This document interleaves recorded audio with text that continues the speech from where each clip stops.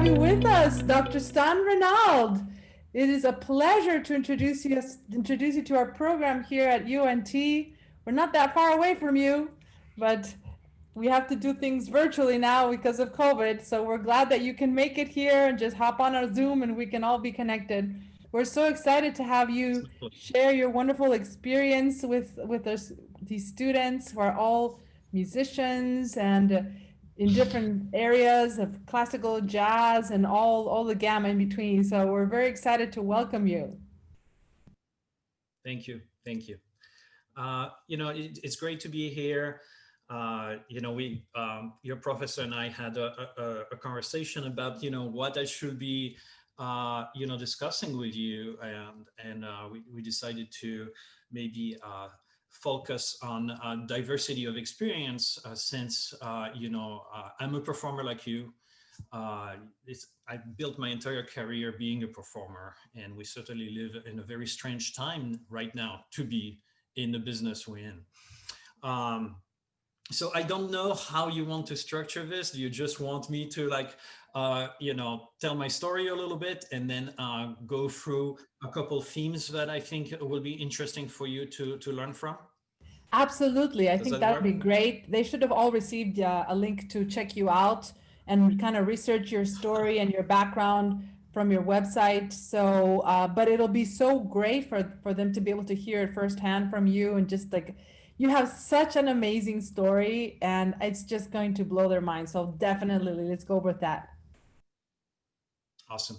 Thank you. I grew up in southern France. That's where this comes from. And certainly, I started playing, music not particularly young. I started playing the violin when I was like about 7. And then I learned multiple instruments as I was going, further along with my musical training. But about the age of 12, more by necessity than anything else, I started booking shows for myself. And, in a 12-year-old mind, I used to go to great shows and shows that were not so great. And in my mind, I thought, I can do this. If I can do this, I can do this.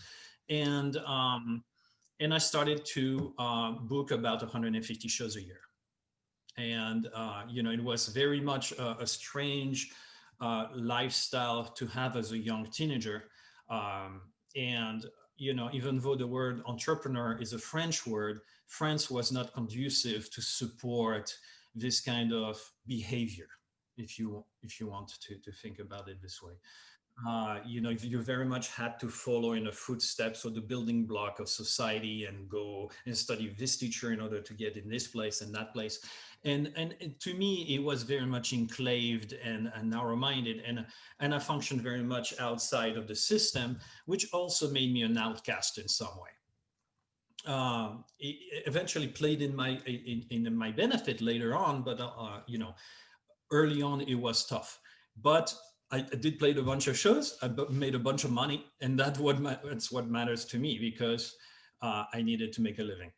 And that brings me to the next thing. So then I meet my first great teacher, and my first great teacher was an American teacher, and there are very few Americans in France teaching.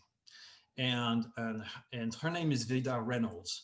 Vida Reynolds is an iconic musician in the United States. She was the first woman concertmaster in America.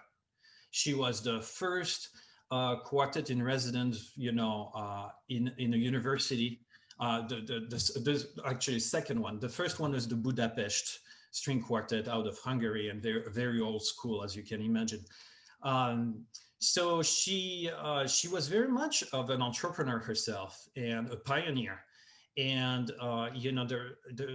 she was, if you think about the orchestra business, and some of you maybe are thinking down the line of auditioning for ensembles and orchestras and so forth, up to the Second World War, orchestras were all men. There was no diversity. Now we're talking about diversity, inclusion, and all that. And what happened during the Second World War? The men were drafted, went to war, and suddenly orchestras were depleted, and they needed to hire someone, anyone they could. And so they opened the playing field, and she was at that point, a teacher at the Curtis Institute. She was very young. She was the assistant of cymbalist. If there's some violinists in the room, you'll be able to relate to that. And she applied, she auditioned, she got in, and the contract was stipulated that if you get into this ensemble, you can only stay until the men come back from war, and then you're out. But what happened is the men came back from the war. They didn't die or anything like that. I mean, most of them didn't, I would think. And but they came back. They didn't want to play anymore. And so that kind of changed everything. And it was not just the Philadelphia Orchestra where she was, but it was every orchestra in the country pretty much that went through this change. And so she was really much an innovator, even though when I met her, she was very much a grandma. I walked in the room and I see this little old lady, and I didn't know she was the teacher. I had no clue. I'm 14 years old. What do I know? I'm a kid. I sit on the couch and I look at her and I'm thinking maybe that's the mom of the person who owns the house where I'm taking lessons, and she's like one of the greatest teachers that ever lived. So that trained like David Harrington from the Kronos Quartet, all the most of the concert masters of orchestras in the country. So you can imagine she's a superstar, right? But you're a kid, you don't know anything. So we just stare at each other. And at one point she says, "Do you want to play something for me?" So that was like my, again, me stepping out of the mainstream, which would have been to study with French teachers, which are very enclaved, right? And the system is very much controlled by them. So she worked very much outside the system, but her students were incredible. And it was really fun to be part of that. She also embedded like maybe some of my entrepreneurial spirit. Then after that, I meet a Russian teacher who, a very negative person, but great technician, taught me to play at a high level. And again, he's the one who said, "Oh, at one point, I have this opportunity to take you to New York on a tour. You probably won't get in, here's an application." That's kind of the mindset he was in. So, and I was an opportunist. So I certainly said, well, I'll apply. And of course I got the money and I was able to go. And one thing led to another. I ended up here. And I guess my first lesson of the day, based on my experience at this point, is you have to always have a plan A and you have to have a plan B. You don't need a plan C. That's thinking way too far. But your plan A is really absolutely what you want to achieve, like your ultimate goal. Plan B is not bad. Plan B is maybe veering to, taking a right turn maybe, but it's not completely different. And for me, my plan A was to come and study in the US. My plan B was to go and study in Hungary, to go to Budapest. And the reason for that is because one of the styles of music I play is this Romani style, this gypsy style of playing, this East Central European style of playing. And, the masters at that time were in Budapest. And so they had kind of like a system there that you could study with all the superstars in the field. It doesn't exist anymore because that's kind of a dying art, traditional art. But it also led to me creating my Bohemian Quartet, which is a Grammy-winning ensemble, which does this genre of music in the US, and I'm pretty much the only one who does this. So I found my niche here. Now in Europe, I have some competition, but here not so much. And one thing led to another. I decided to, I went to UMass Amherst for my master's degree, so a state school, and it was a great place for me to be because I was able to, I had a great violin teacher, but also they had a great viola teacher. And I decided to really learn to play viola almost at the same level as I play violin. And then they had a great conductor. So I decided to also learn conducting. And I think you need to be adaptive, you need to be versatile. And I think that so much of today's society is about being a specialist, and they train specialists. And you see right now that if you're a specialist, you're in trouble because you live in the world of COVID and specialists don't have jobs. polymaths have jobs, like people who have multiple range of skills. So you can be a performer, but maybe you also have, you're an expert with all sorts of technologies, or maybe you code, or maybe you're a great marketer, or anything like that. And you can combine all these skills together, and then you have a lot more leeway to function and generate revenue streams, which you need to have multiple of. That's what makes musicians unique. We have multiple revenue streams, as you all know. And if you put all your eggs in the same basket, you're going to limit your revenue stream generation. And so, that certainly was very important for me. After that, somehow, life, I always wanted to go to business school. But the way the French system is built is, if you decide to go one path, you can't change. So it's very enclaved. Again, it's very stuck in one way. So you're very fortunate to live in a society that, allow you to do whatever it is that you want. If you want to redefine yourself, pivot your career, you can do that. It's not like that in every country. And so, I ended up in California at one point to do a doctorate in conducting. I was really not into it so much. And I decided, I really want to go to business school. That would be really fun. And this is, so I went back to the East Coast. And at that point, I did an MBA. And because I already had a master's degree, I didn't need any prerequisites. I just needed to pass the GRE or the GMAT or whatever it is that they wanted, to get in the schools. But these tests also don't define you. They just use them in case they have too much. There's too much competition getting in, and they need to make a decision between two students, and they look at the scores at the end. But it really doesn't matter otherwise. And that was great. The business school. I was meant to be in a business school. And that's the kind of person I am. I am a very pragmatic person. I am not necessarily rational. Your teacher is extremely rational. And I'm very jealous. I'm more of a kind of, chaos theory, kind of like, very scattered. So I start by taking all sorts of different pieces, but at the end, I put it all together. It makes sense to me, at least. And, business school was great because I was able to take, maybe mainstream business type practices and apply it to the music industry, or to at least my ensembles and launching different groups. And then after that, I went back to music in some way, and I started launching different orchestras and, chamber groups. And then, I was really more of the entrepreneur type person. I love starting things, but I don't like keeping them. I don't know if some of you are like that.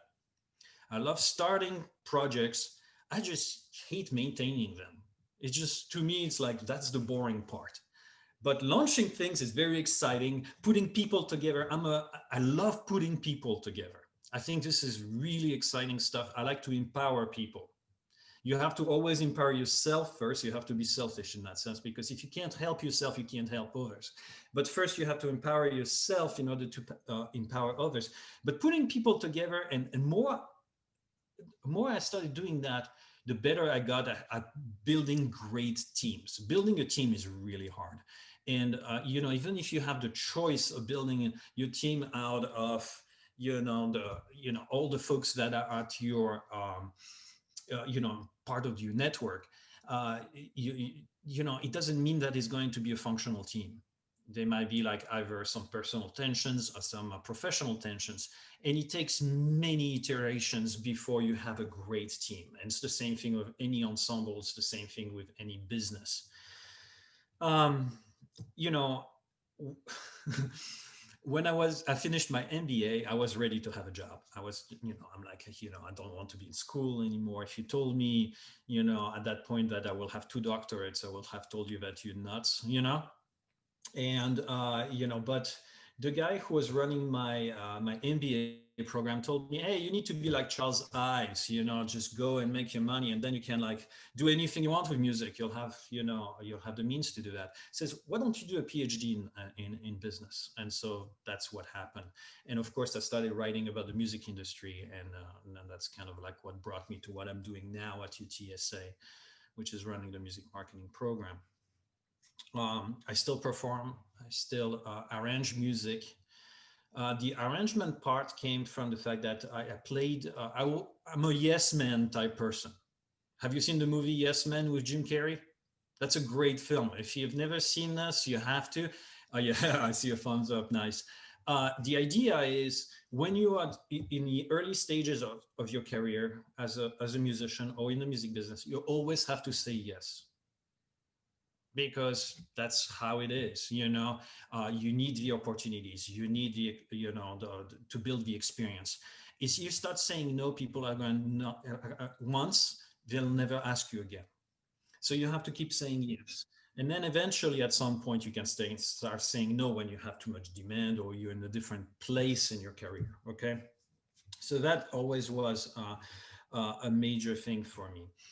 um, Another thing that I want to talk about is, and that's usually the first class I teach, and I introduce this concept with my music entrepreneurship students. I, t- I tell them about Ikagai. Do you know what Ikagai is? No. Is a Japanese concept. Is the it's your raison d'être, your purpose in life. And your purpose in life changes over time.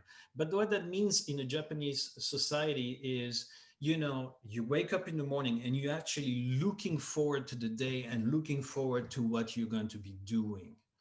And I think that, if you feel that you wake up in the morning and everything is like, a chore, duty, something that you're not looking forward to, you need to like pivot a little bit what you're doing and reframe things. And I don't want to like make this whole talk about Ikagai, but Ikagai is, when I was in Japan, that's where a lot of these of this art behind me comes from. I could see it. I will go, say, to a restaurant, or I see a lot of craftsmen, especially, and they had an absolute dedication to what they did. You could tell they enjoyed it. They loved what they did, and it didn't change from a day to the next. It was always the same thing, but they were always looking for perfection, perhaps, or getting better. Getting better, and talking about getting better, a big difference between classical musicians and jazz musicians. As jazz musicians get older, they tend to get better. It's not so much the case with classical music.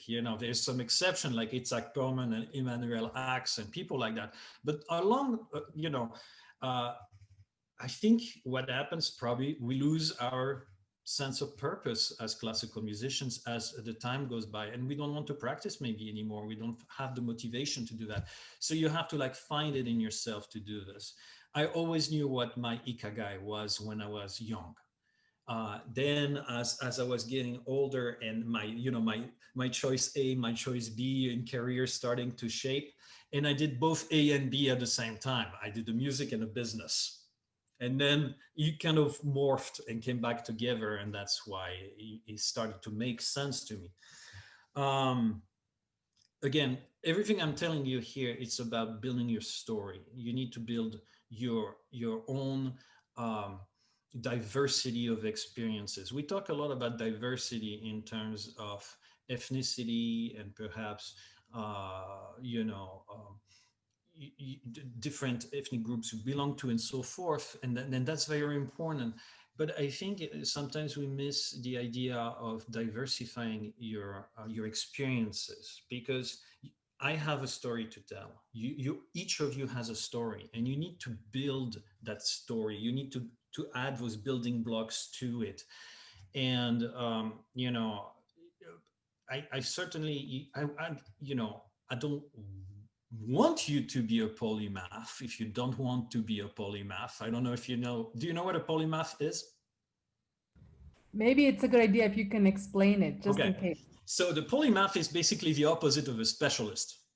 So if you specialize and you have maybe one skill set that you're an absolute expert in, but that's really kind of the only thing you're really good at and you know how to do, and it has maybe a commercial value, but also it's kind of a dangerous strategy because if that revenue stream is not available to you at a certain point because maybe of a life-changing,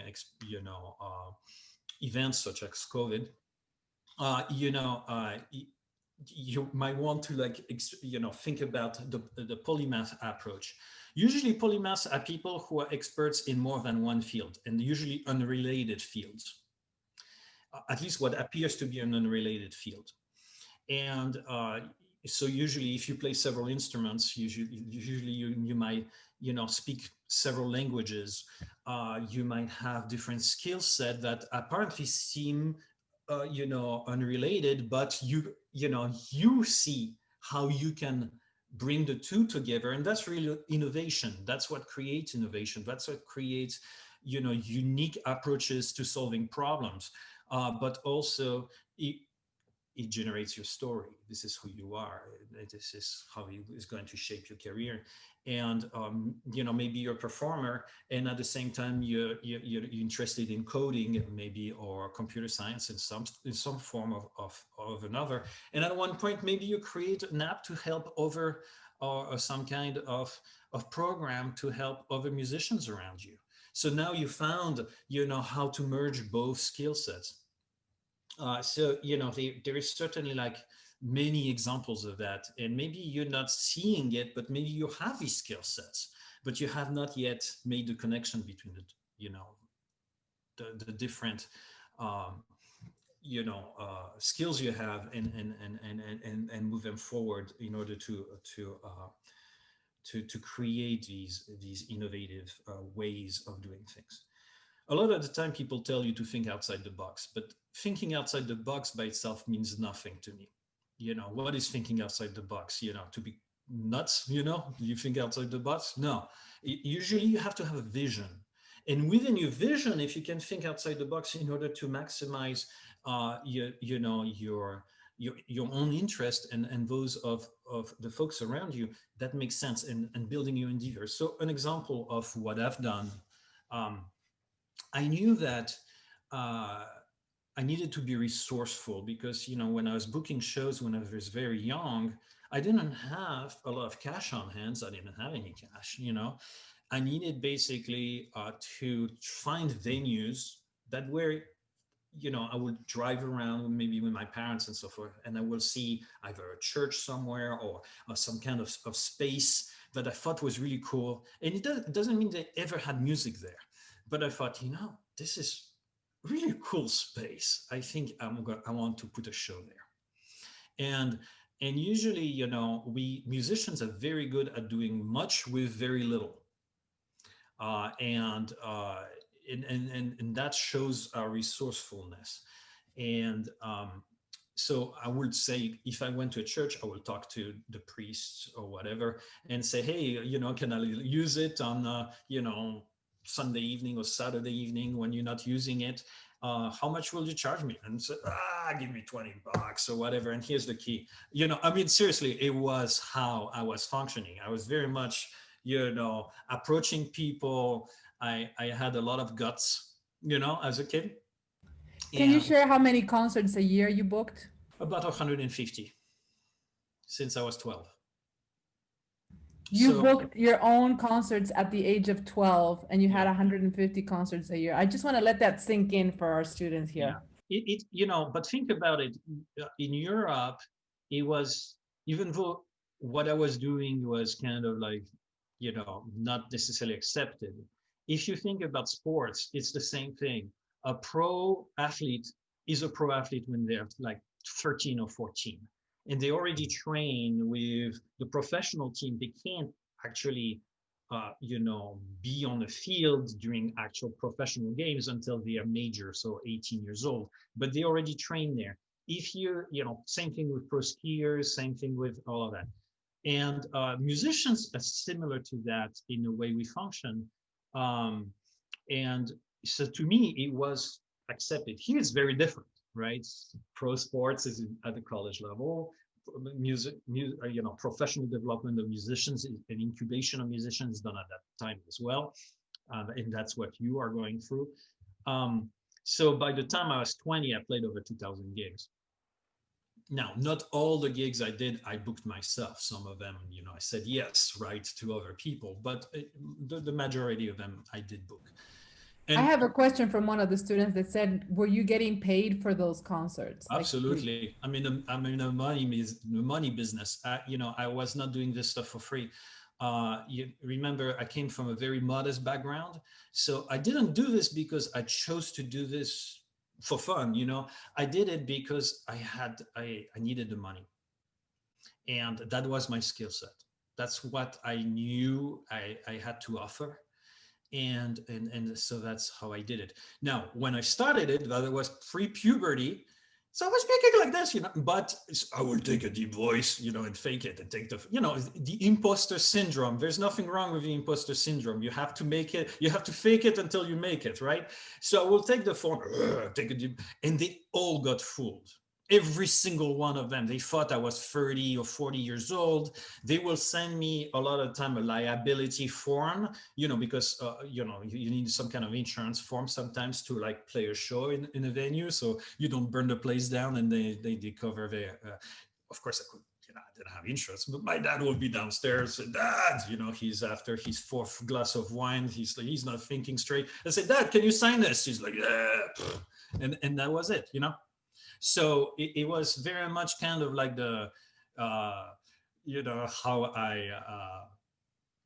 I operated in those days. When I came to the US, everybody thought I was nuts. Somehow I was surprised because I thought, hey, I'm coming to, a capitalistic society where everybody is like, hey, you book your own shows, it's great, But I came and everybody was about, you need to be a specialist, you need to, follow the rules. And I'm like, wow, I'm back to where I came from in some way. And maybe I was speaking to more old school people. Do you know what I mean? Like folks that are not around anymore, folks who didn't understand, first entrepreneurship programs, music entrepreneurship, music business programs did not exist then.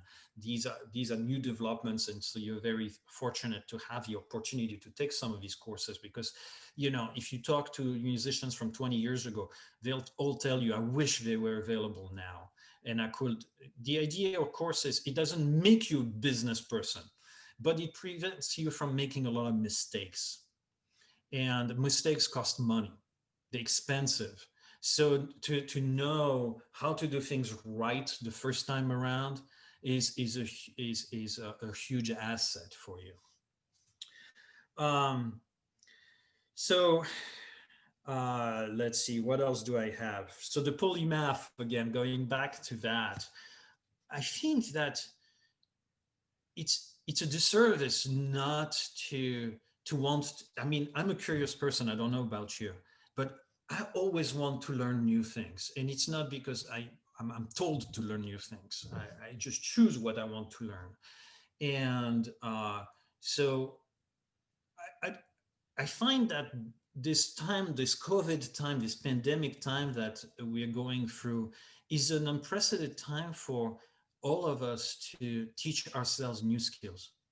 And some of these skills are kind of like, uh, kind of placed upon us, such as video conferencing. You never really had to do that before, but now we do it because we have to, right? And sometimes some changes are like, we don't really like them and they're not welcome. But you have also the opportunity to choose what you want to learn. And here's my strategy for you. If you are looking at the job market right now and you look at what the description of those positions are, who is hiring right now, and what do they want from you? What kind of skills do they expect you to have? I reverse engineer everything I do. And so I look at these descriptions and I see, oh, wow, right now I can tell you what is the market looking for? Uh, Music research, music analyst, music curation. Music creation, you all do that. It's basically creating playlists. It's like a sweet job. You will work for a company like Mood Media or something like that, and you create playlists, except it's not playlists necessarily of songs that you like, but it's playlists that you cater to, customers like Home Depot or whatever, And, but the whole analytic part of the market is amazing because they don't expect a lot of experience from you. And it's not like a lot of, if you look at the market, there's no jobs right now that seeks people with 10 plus years of experience. I hate that first, because when you see a job that says 10 plus years of experience, in my mind, it can be crappy experience. You had 10 years of crappy experience. You know nothing, you're a dinosaur. So, I had students who got those jobs straight out of college because, I called the person. I said, well, but, you're 10 plus years of experience. If someone has terrible experience and they're not nothing, they're not in touch with technology and the way we market things today, doesn't make sense. Might as well hire someone who's fresh out of college, who's in touch with those trends right now, who is trained, skilled, and is also someone that you can train, and not someone who's stuck in their ways. And that's very important when you interview for any kind of gig, that you present yourself this way. So that's just a tip for you. But anyway, I look at the job markets, at least I see that, they're more realistic in what they look for. I see very clearly you need two kinds of skills, usually hard skills and soft skills. The hard skills tend to be technical skills. So, using a DAW platform like Pro Tools, or playing an instrument, or speaking a language, or coding in a language. Those are all hard skills. Soft skills tend to be in some way what the industry hires you for, and any ensemble will hire you for, is who you are. Are you someone I can work with? Are you pleasant? Are you are you charming? Are you, will you fit the culture of the organization, right? And so it's a combination of things. But, are you also a good communicator? Are you a good team player? Can you lead? Can you do we have to always tell you what to do? Or can you just be entrepreneurial, have your own drive? That is super important. I know it's not necessarily things that are new to any of you, but very few people are good at that. Very few people have it in them to do the extra mile type thing. Show up early, leave late. Show them that they'll do the work, but on top of that, they'll say, hey, what I do this? I think you guys could really get a kick out of getting this project done. Of course, I understand I'm talking to a lot of performers here, and my students are a combination of performers and non-performers, and a lot of even the performers want to work on the business side of the industry. So that's I talk to a very different crowd when I talk to my students than you are. But keep in mind that this is all coming from a performer.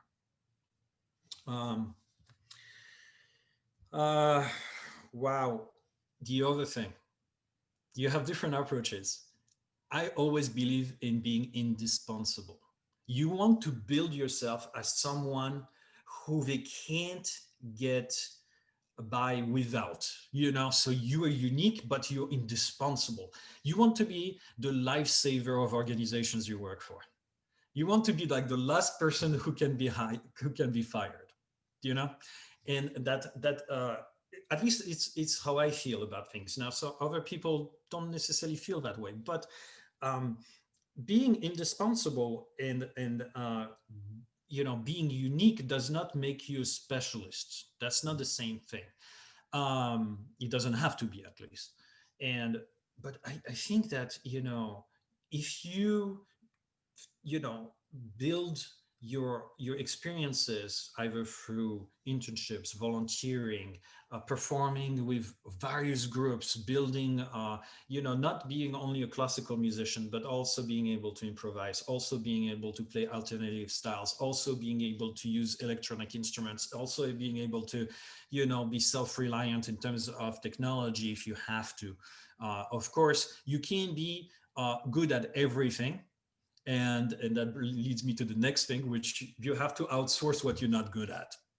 Learn that you're not good at everything. It's not possible. And a lot of the time it's worth paying someone else to do the job right.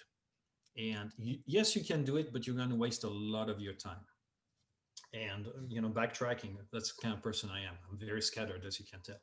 So backtracking to the idea of leveraging COVID to your own benefit, build these skills that make you unique and make you indispensable.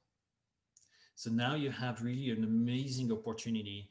um, Another opportunity is, I know networking is tough right now, because when we think about networking, we think about networking in person, right? It's hard to network online. And not talking about social media, but I'm talking about even like meeting you right now. Most of you don't use your cameras, so yeah, I see your names there, but I don't know who you are. I don't know.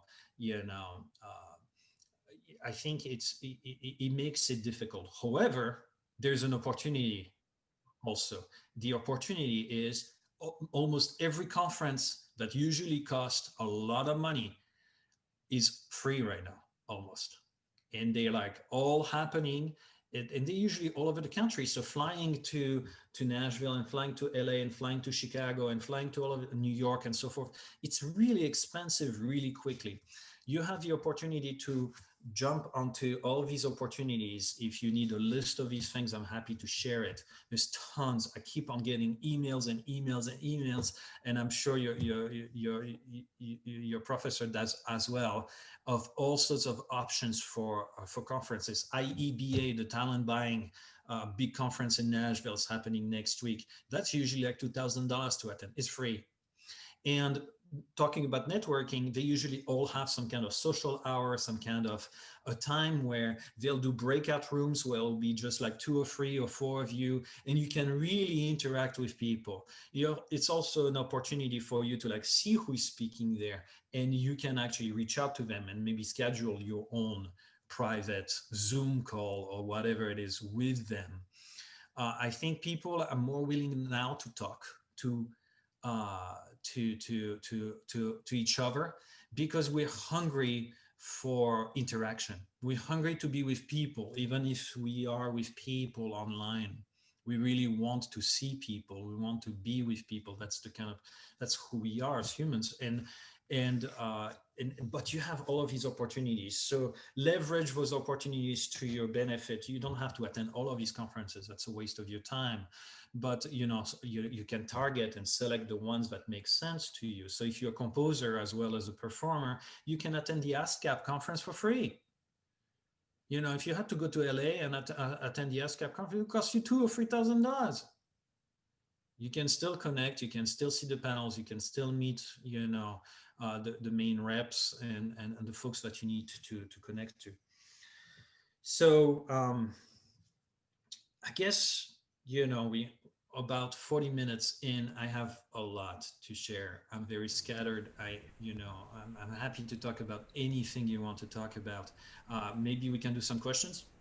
I love it. Thank you so much, Stan. I mean, yes, you could go on for hours on end, and I know we would all love to be able to listen to you for hours on end, because it's just such an incredible story and wealth of information. So, yes, I think it would be great if we can have students ask some questions now. So, let's go through some of the questions that were posted in our Canvas. Okay. So I'm just gonna check to see if we have any here that were posted. I don't see that there's a thread for that. Pedro, do you see that? It's Is posted it- here. Yep. Can you, where is it? In discussions? Yes, ma'am. Okay. Oh, here we go. Perfect. Okay. So we've got some questions that students submitted ahead of time. We have here Rachel Reland. She writes, are you here, Rachel? Yeah, I'm here. Okay. You have both an advanced degree in business and entrepreneurial experience in the world outside academia as a performer and administrator and arranger for your own ensemble. While every situation is different, do you generally recommend your students interested in administration or entrepreneurship to continue their education in the form of a further degree? Or do you encourage them to try their hand with learning on the job outside of college? I know many of my students are unsure about continuing with master's or other degrees at this time. Well, it depends who you are. Um, I I remember the 2008 asset-backed security crisis, and at that point, I made the decision to stay in college because and go for another degree, right?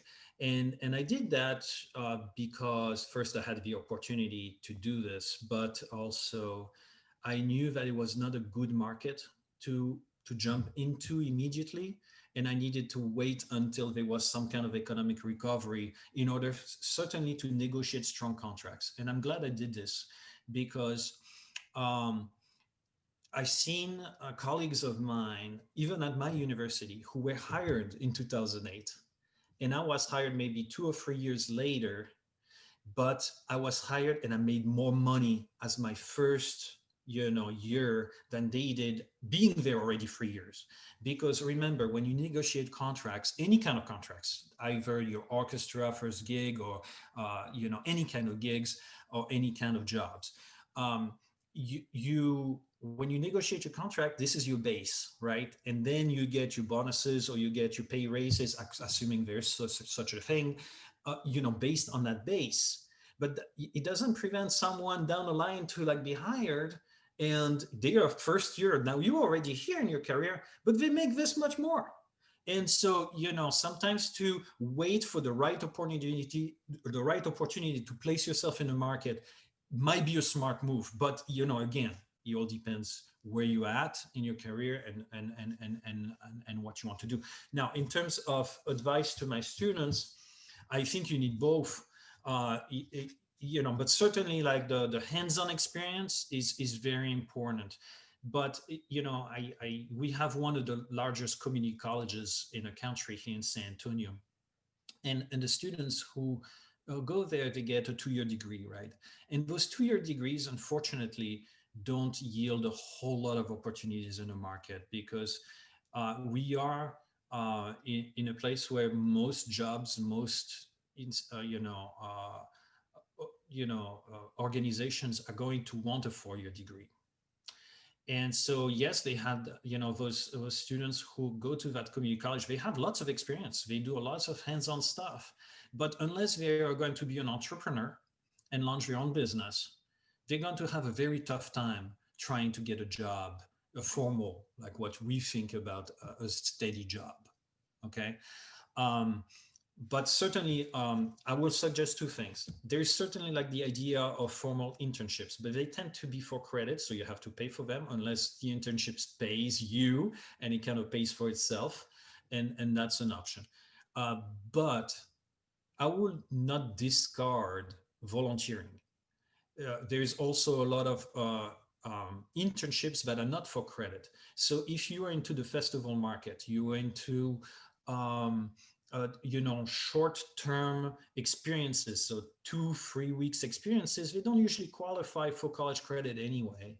You can always approach different ensembles, different organizations, and seek an internship with them. Sometimes they're not even thinking about taking on an intern because they never like thought about it in the first place. But now you're there bringing it to their attention, and then create your own opportunities. That's what I'm saying.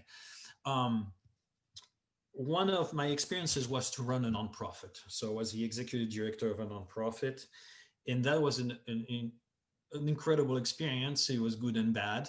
But that is a very viable way to make a living. And even though a lot of nonprofits are struggling right now because of fund appropriation and financial sustainability, the ones that are doing well are doing very well. And the students that I have that work for the ones that are doing very well, they're the lifeline of these organizations. And they are very fulfilling. And that can be, one of your revenue stream, maybe your main revenue stream. And then on the side, you can still play your shows and build your other ventures.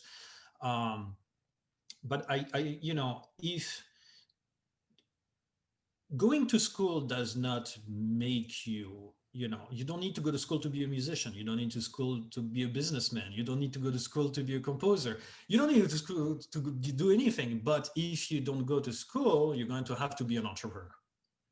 You're going to have to do everything yourself, unless you have a family business and mom and dad can hire you. Right? That's your two options if you don't go to school. Now, if you go to school, you have more opportunities open. First, you build a network. It's a network that otherwise is not available to you. You are all building a network. You all know each other. You can share information with each other that people outside of your network can't have this information. They wish they could. So I don't know if I'm really answering that question, but I'm trying. Oh, it's perfect. Rachel, do you have any follow-up questions to that or anything else you want to add before I move on to another question? No, I was just interested to hear your thoughts. Thank you. Yeah. Okay, great. So I have another question. Everyone is different, right? Yeah. So it's not my place to advise you to go one way or another. Everyone is unique, and everyone should make their own decision. And hopefully my job, with my students, I don't always tell my students to go through the program that I teach, because it's not necessarily always it won't always be like for their best benefit, depending where they are in their life and their career. So I've got a question here from Keith. Keith, are you here? Yes, I am. Okay, great. So considering the artistic freedom that comes with being a part of a chamber ensemble, what marketing programming tactics have proved to be successful for growing your audience? And you've got so much experience in this since you were 12, Stan. Yeah. I know how much time you spend on social media. I do like tons of surveys. It's a waste of your time. If you all spend like probably 6 to 8 hours a day on social media on average. I mean, some of you don't, but some of you like spend more time. And so, when you want to build an audience, you have to go the grassroots way. Let's put it this way, meaning put the horse before the cart. And the cart, meaning you might do all sorts of marketing and stuff like that, like put new videos up and have a fancy website and all that. But you still need to go in person to either venues, meet presenters, or you can get an agent. But the thing with agents is you usually pay them a retainer, which is a bunch of money. And a year from now, maybe you'll have a gig. And out of that gig, they'll take probably 20 to 25%. And so you need so many of these gigs in order to like recoup your initial investment of the retainer and then start making money. And then a lot of the time within the contracts, it doesn't cover like the travel expenses and so forth. So a lot of the time, having a non-exclusive agreement, if you have an agent, is a good idea, so that you can still book your own gigs locally, which are not viable for them because they don't usually take gigs on a certain amount of money, because their 20% then don't make a lot of sense. It's not even worth a phone call. But you need to like do the legwork. And so my technique, what worked for me, and I certainly leverage, social media as well, and I geofence ads and all sorts of stuff like that on different platforms. And I can tell you all about that, some over time maybe.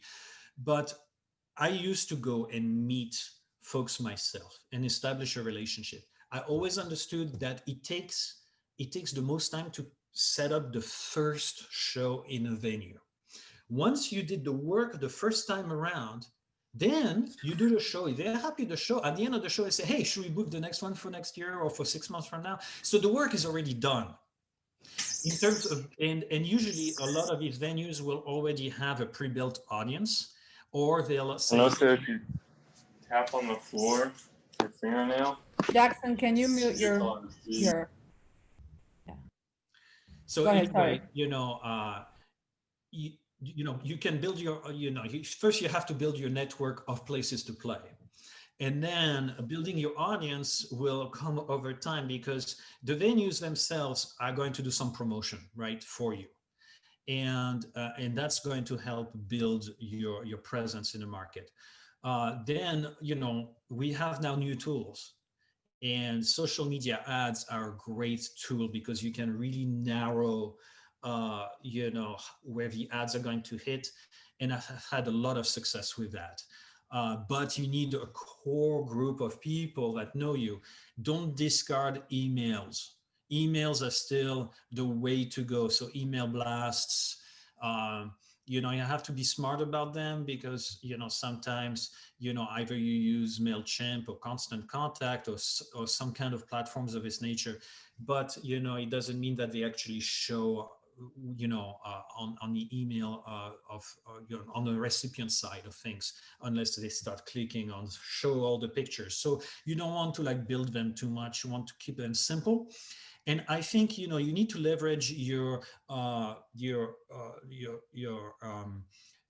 degrees of separation. So for instance, all the people you're going to send them an email, but they know a lot of people too in the area where you're going to be playing your shows. There's nothing wrong with asking them, hey, can you share this with your email, lists and so forth. A lot of the time it's difficult to put a real conversion metric on social media ads. You can see engagement, you can see how many people click on it, you can see how many people saw it, you can see how many people were directed to your website, but you cannot necessarily see how many people actually bought a ticket. So I would, and there is, Facebook is a little bit biased, and it's a messed up platform in some way, and but it's the best platform to do targeted social media ads. And there is at some point a threshold where you cannot leverage more. So it's not about how much money you spend, it's about when you place it. And even with $50 there, and $50, you make that $50 by selling 2 or 3 tickets. So if you can generate 3 sales, it pays for itself. But if you do a good job and you're smart about it, you can probably do 50 sales. So, it pays for itself 20 times. So you need to think about return on investment, right? So this is where the business mind comes into, whatever you invest in, it has to generate income. It has to generate sales.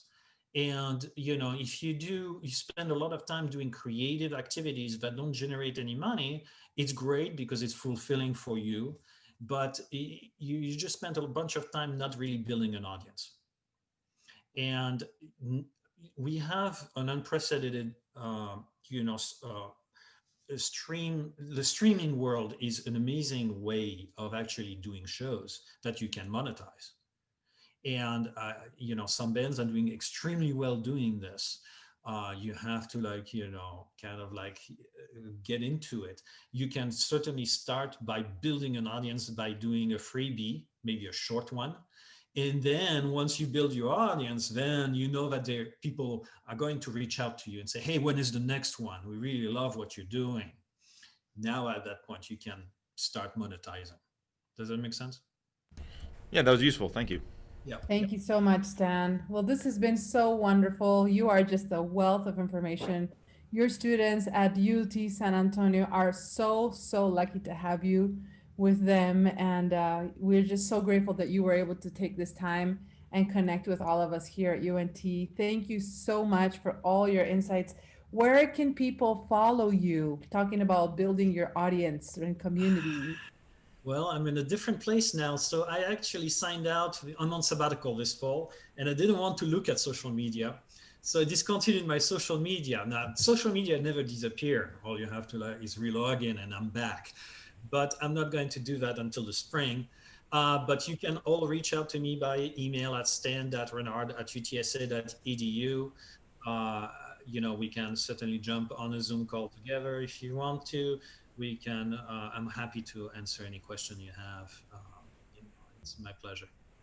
Thank you, Stan, and congratulations on your sabbatical. I bet that all the research you're doing, which we didn't get a chance to really dig deep, but My gosh, if you all want to know, like, there's so much wealth of publications that Stan has been doing over all these years.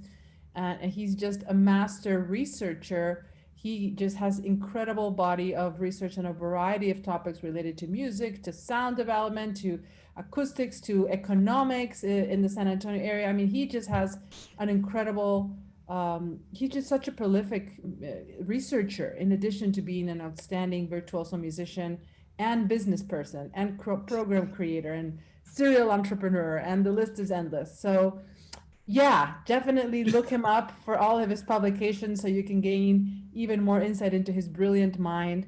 And thank you, Stan, for being here. And we're so grateful that you took this time. Thank you, Fabiana. Thank you. Bye, everyone.